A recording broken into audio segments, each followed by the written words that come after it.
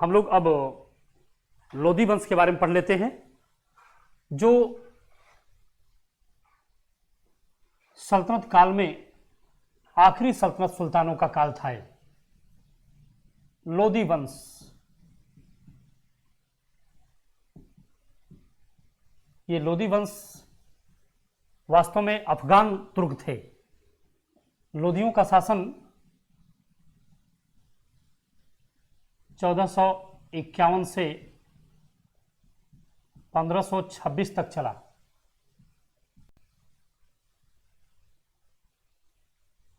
ठीक, लोधी वंश 1551 से 1451 से 1526 तक ये शासक चलते रहे। ध्यान रहे, लोधी वंश के संस्थापक थे यानी फाउंडर, संस्थापक थे बहलोल लोधी।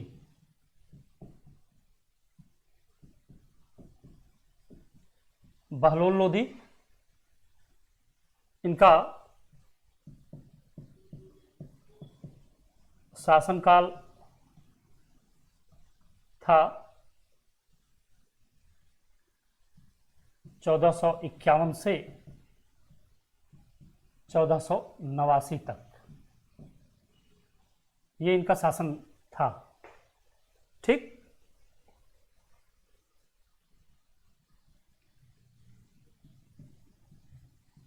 यह प्रथम अफगान साम्राज्य था।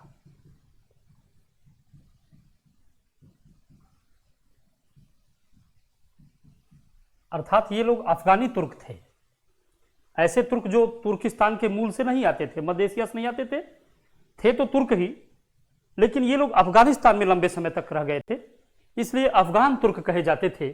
इसी कारण लोधियों के शासन को भारत में प्रथम अफगान साम्राज्य कह दिया जाता है। ठीक है जी, ध्यान रहे, इसमें अगला जो चीज आपको जानना चाहिए वो सबसे इंपॉर्टेंट है कि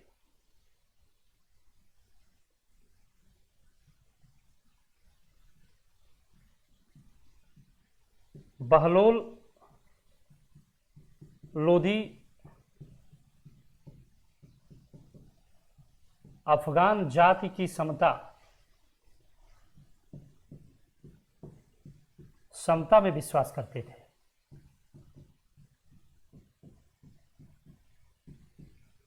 ठीक, अफगान जाति समता में विश्वास करते थे ये, और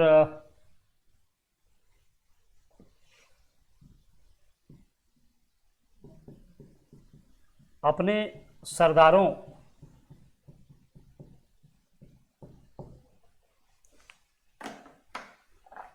के सामने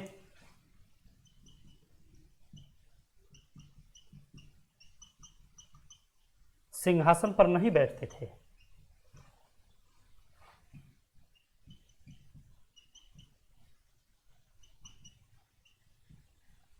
बल्कि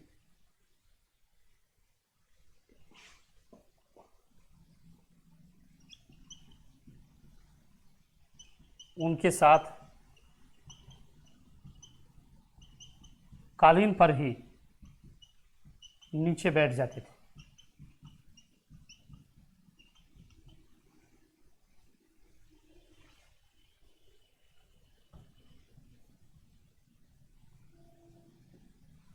ठीक, अफगान जाति समता में विश्वास करते थे।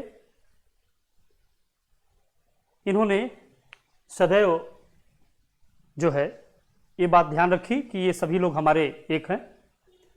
अपने सरदारों की मसनदे आली कहते थे, मसनदे आली अपने सरदारों को कहते थे।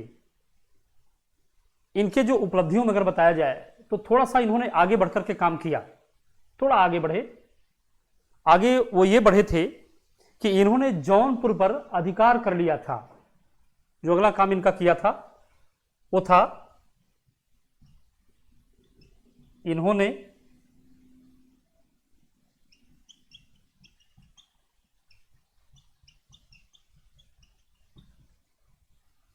का विस्तार करते हुए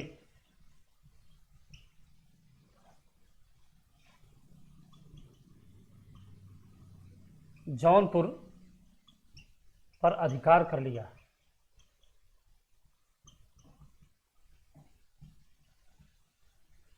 जौनपुर में इन्होंने अधिकार कर लिया।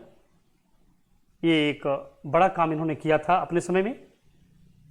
बहलोल लोधी ने जाति समता में विश्वास करते थे। रैयत आला कहकर खुद को सिपा सलार रैयत आला यही कहकर के प्रसन्न थे। अपने लोगों को मसनद आली कहते थे, सरदारों को मसनद आली कहते थे। 1489 में इनकी मृत्यु के बाद जो है फिर इनके लड़के सिकंदर लोधी सत्ता में आते हैं। सिकंदर लोधी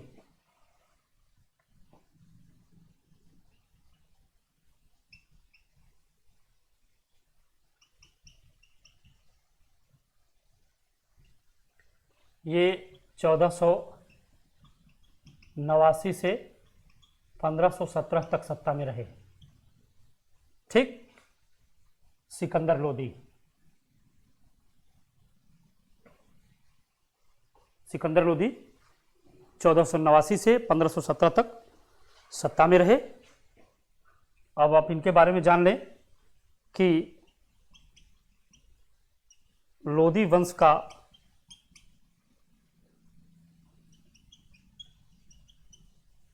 सबसे योग्य सुल्तान,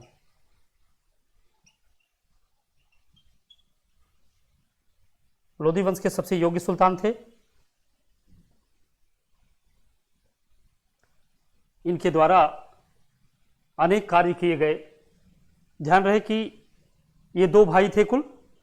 सिकंदर, एक भाई इनके था फतेह खां। फतेह खां को बहलोल लोधी ने जौनपुर दे दिया था। यानी साम्राज्य का विस्तार हुआ, साम्राज्य का विभाजन हुआ था।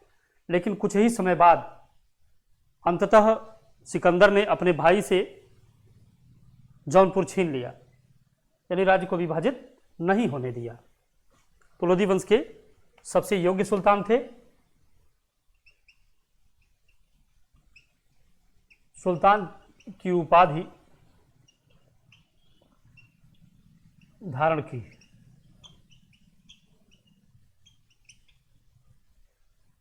इन्होंने सुल्तान की उपाधि धारण किया।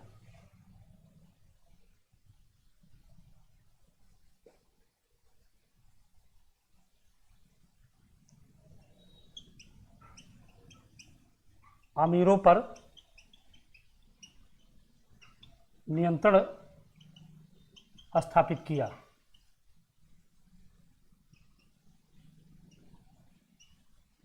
और कहते थे कि यदि मैं एक गुलाम को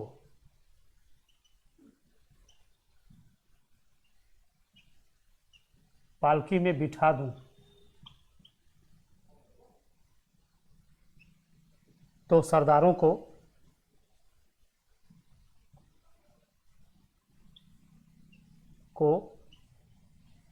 उसे अपने कंधों पर ले जाना होगा।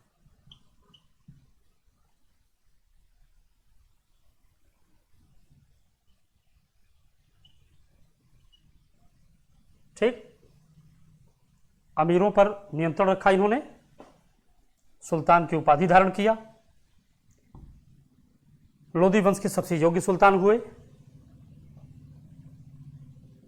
अगला जो इन्होंने कार्य किया, ये जमीन में गड़े हुए किसी चीज का एक भी हिस्सा नहीं लेते थे। जमीन में गड़े हुए भूमि के प्राप्त धन को कोई हिस्सा नहीं लेते थे। खाद्यान्न कर को समाप्त कर दिया। खाद्यान्न कर जो लगता था उसको समाप्त कर दिया इन्होंने।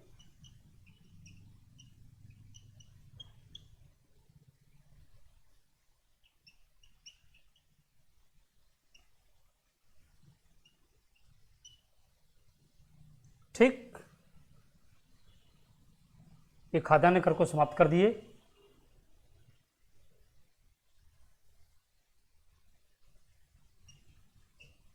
एक हिंदू माता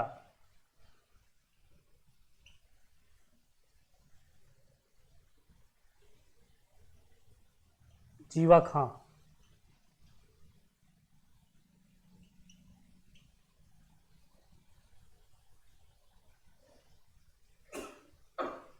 के पुत्र थे?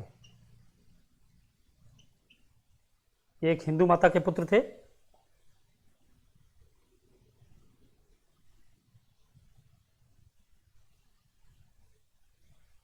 यह एक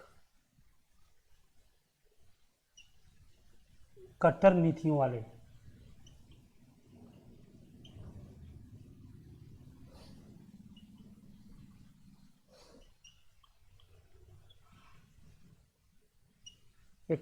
वाले सुल्तान थे।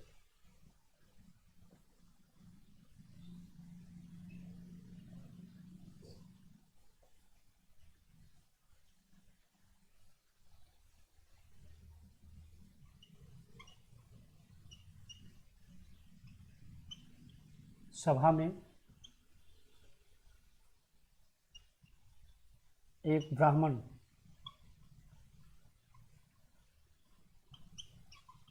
बोधन की हत्या करवाई।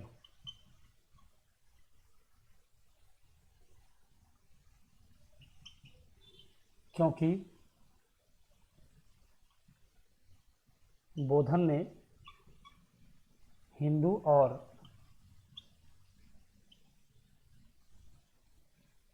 इस्लाम धर्म को बराबर बताया।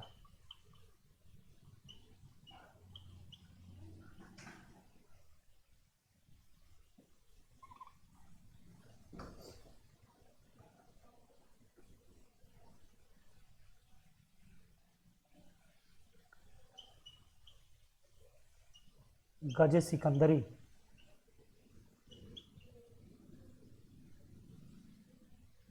नामक नाप के एक पैमाने का प्रचलन कराया।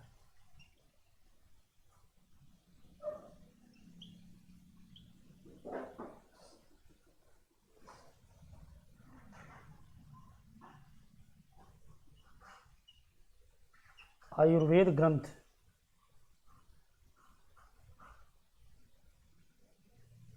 ग्रंथ का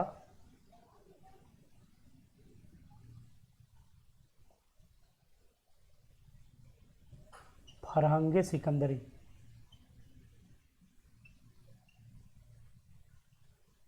या तिब्ब ए सिकंदरी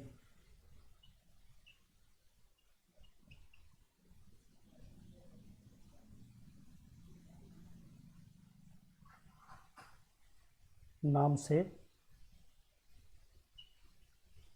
अपने वजीर मियाँ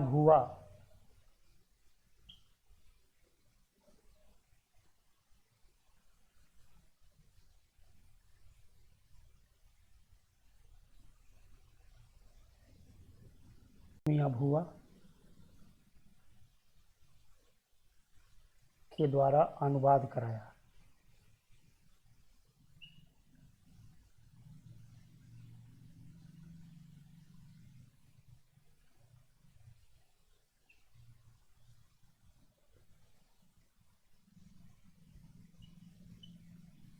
संगीत की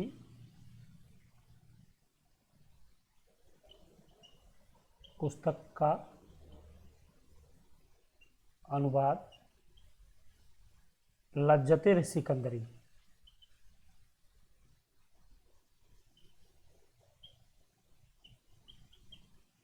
संगीत की पुस्तक का अनुवाद लज्जते सिकंदरी के नाम से कराया।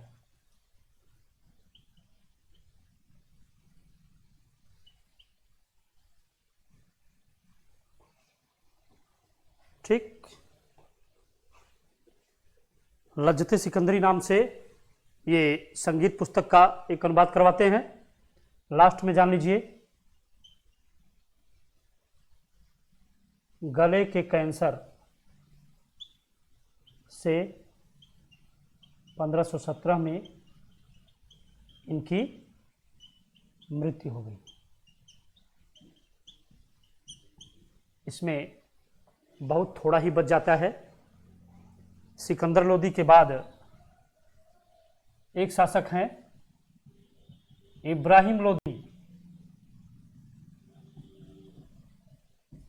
इब्राहिम लोदी, इनका शासनकाल 1517 से 1526 ईस्वी है। ठीक, पानीपत के युद्ध में ये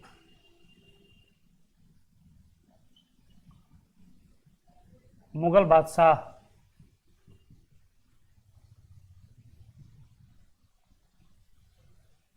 बाबर से हार गए और मार डाले गए।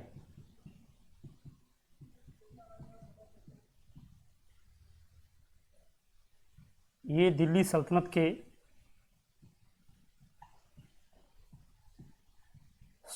के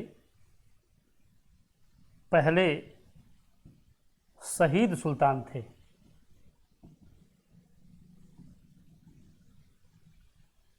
जो युद्धभूमि में मारे गए।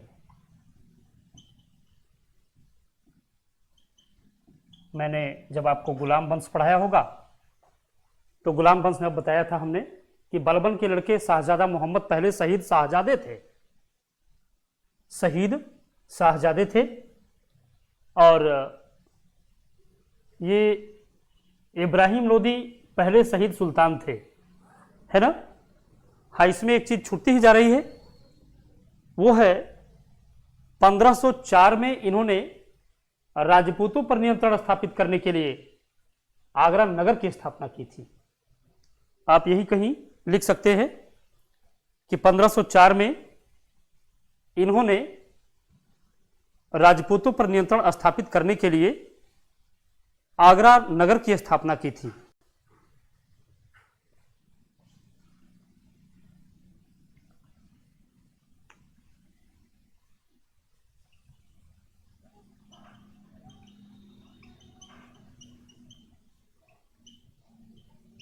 नामक शहर बसाया।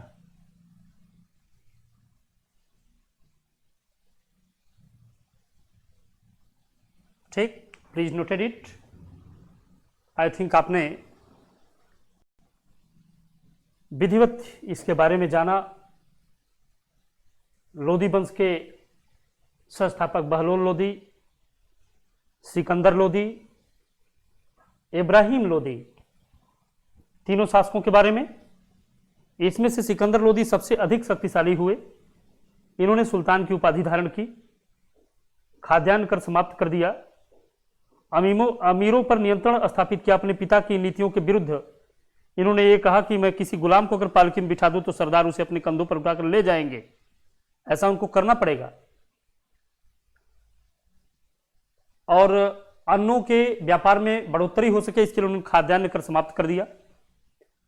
ये एक हिंदू माता जीवा खां के पुत्र थे। ये एक सोनार की पुत्री थी जिन्हें तुर्कों ने बालात उनके घर के लोगों से छीन लिया था। इसी कारण देखिए ये भी एक कट्टर नीतियों वाले मुसलमान थे। लखनऊ की सभा में एक ब्राह्मण बौधायन की इन्होंने इसलिए हत्या कर दी क्योंकि बौधायन ने कहा कि हिंदू धर्म उतना ही सत्य है जितना कि मोहम्मद का धर्म। इसी कारण से उनका कत्ल कर दिया गया लखनऊ की सभा में। ध्यान रहे, नाप की एक इकाई का प्रचलन किया था इन्होंने गजे सिकंदरी के नाम से। आयुर्वेद के एक ग्रंथ फरहंगे सिकंदरी को तिब्बे सिकंदरी, आयुर्वेद का एक ग्रंथ था उसको फरहंगे सिकंदरी या तिब्बे सिकंदरी के नाम से अपने वजीर मियां भुवा के द्वारा अनुवाद कराया। संगीत की एक पुस्तक का अनुवाद लजते सिकंदरी के नाम से कराया। राजपूतों पर नियंत्रण स्थापित करने के लिए, उन पर नजर रखने के लिए 1504 में सिकंदर लोदी ने आगरा नामक शहर स्थापित कराया था। ये शीतल कश्यप का कहना है कि सर ये मुंसिफे मुमालिक और अमीर मुमालिक दोनों एक ही पद थे। बेटे ये सिविल की चीजें हैं, एक ही पद तो नहीं है। मुंसिफे मुमालिक जो है वो लेखाकार हैं, महालेखाकार हैं मुंसिफे मुमालिक। यहां ये अमीर मुमालिक नहीं होना चाहिए, इनको होना चाहिए मुशरिफे मुमालिक। मुशरिफे मुमालिक जो होते थे वो ऑडिटर होते थे, ऑडिट करते थे, मुशरिफे मुमालिक। और मुनसिफाने मुमालिक ये जो महालेखाकार होते थे, ये जो है इसके लिए कह सकते हैं हम कि ये सिविल के क्वेश्चंस हैं। और आप यहाँ अपने एक खास मकसद से वो कर रही हैं, परफॉर्मेंस कर रही हैं, ठीक है। Dear student, please note it, आप इसे नोट कर लीजिए। और इसके बाद नेक्स्ट हम जब आपको पढ़ाना शुरू करेंगे तो अब हम आपको पढ़ाएंगे विजयनगर, बहमनी, इनके बारे में थोड़ा बताने के बाद तो हम नेक्स्ट आगे बढ़ेंगे इसके तुरंत बाद, और वो होगा मुगल सल्तनत या मुगल बादशाहत। अब अगर आप लोग चाहेंगे तो हम विजयनगर बहमनी पहले ही पढ़ा देंगे, या चाहेंगे तो हम मराठों के साथ विजयनगर बहमनी पढ़ाएंगे। आई थिंक मैं पहले ही इसे पढ़ा देता हूं, उसके बाद फिर हम आगे बढ़ते हैं बाबर, अकबर इत्यादि। ओके, नोट कर लिया आपने। आज बस इतना ही। Thank you class.